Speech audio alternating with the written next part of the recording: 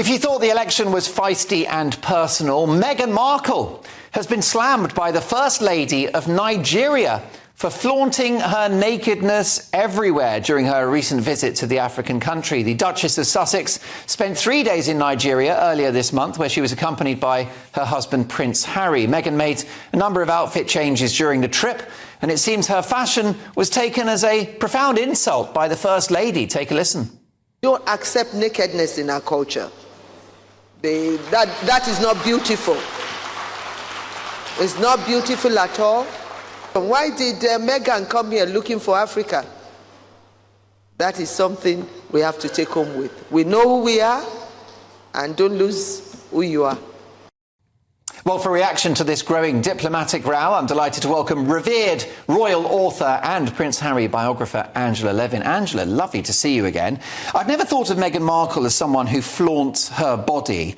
Are these remarks a little harsh? No, I think absolutely right. I was furious when I saw her. I mean, she went to go to a school that was a very religious school, Muslim school. All the girls had their heads covered, and the women, the teachers, had things, they're supposed to cover your shoulders. They had that and some sort of hat. And she went with a backless dress, which went down her side, right? I mean, you don't do that. But by Western standards, that's not provocative. That's not exactly Madonna, is it? Well, I think it is very provocative, because if she'd been going representing the royal family, they wouldn't go anything. She wouldn't wear anything like that. But she should know, it's common sense that you don't try and make people angry or embarrass them or flash your body in those sort of circumstances. I thought it was absolutely appalling. You should see me. I was livid with it. And also, again, wearing string tops to it. I thought her choice of clothing was absolutely terrible. Here she's dressed quite similarly. You see those pictures just there, quite similarly to some of the people welcoming her. Yes. So it's, there you go, just take a look at that. I mean, she's wearing the same outfit, more or less, as that young lady who appears to be...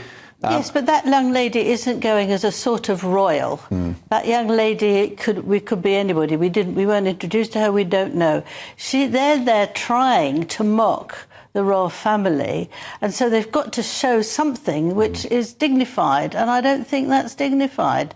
I think it's absolutely appalling and completely unnecessary. And why do you think that Meghan Markle made those wardrobe choices? What might have motivated that choice of outfit? Well, I think she didn't have aides to help her. I mean, the royals who go out, they have a lot of discussion. They have weeks of studying it and what's appropriate and what isn't. But one of the things I think is that her behaviour, looking like that, so inappropriate, will sort of slide down to affect the royal family, because they had so much that was royal. They're going from one thing to another.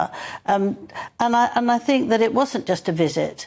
It was Harry and Meghan trying to take over from the advantage that King Charles and Prince William, can't go away. And so therefore they can, and they can take it away from the royal family, show they're modern, they're fun and everything else. And also she arrived an hour late for a meeting which she was supposed to run. And the woman there was also a very intellectual woman, and she was furious with her. She didn't like the way she came with just band here and there, and she didn't like the fact that she actually didn't talk about what was going on in the country. She wasn't caring about that. She was talking about herself and her children and what it's like being a mom. And she said they weren't interested in that. They came, perhaps if you have ideas, you can discuss commercialisation here and all those things. And she's just very unpopular. I mean, to be fair to the couple, they did receive a hero's welcome. It did feel a bit like a royal visit because of the pageantry and the red carpet rolled out, lots of fans, lots of bouquets of flowers. Many would argue that Meghan looked very elegant and very smart. However, it definitely rubbed the First Lady up the wrong way, didn't it? Yes. And what did she mean when she said that Meghan and Harry, or Meghan, was looking for Africa? What do you think she meant by that statement? I think she was looking to be very important there, because she said, this is my home, this is my country. She'd go there and she'd want to be queen. I mean, she wants to be queen. Was she implying that Meghan was somehow appropriating the culture? Yes, absolutely. Absolutely. Does she have a right to do that, considering she has lineage there? The Prime Minister, the President, refused to see them. So you get the idea of what they're worried about. Angela, I wish we had longer. We could do an hour. We could do the whole show on this, couldn't we? But can I just very briefly, a couple of seconds, ask you, we reported yesterday on a story circulating that Princess Catherine may not be seen in public until at least 2025. What is your understanding of the situation? My understanding is to shut it all up with us, trying again and again to find out the date. I think it is bunkum. Well, we don't know. I bet you she doesn't know. I bet the doctor doesn't know yet, because it's a long attention to making her well. It needs a lot of time, and it does hurt you, and you can't sort of get better very, very quickly.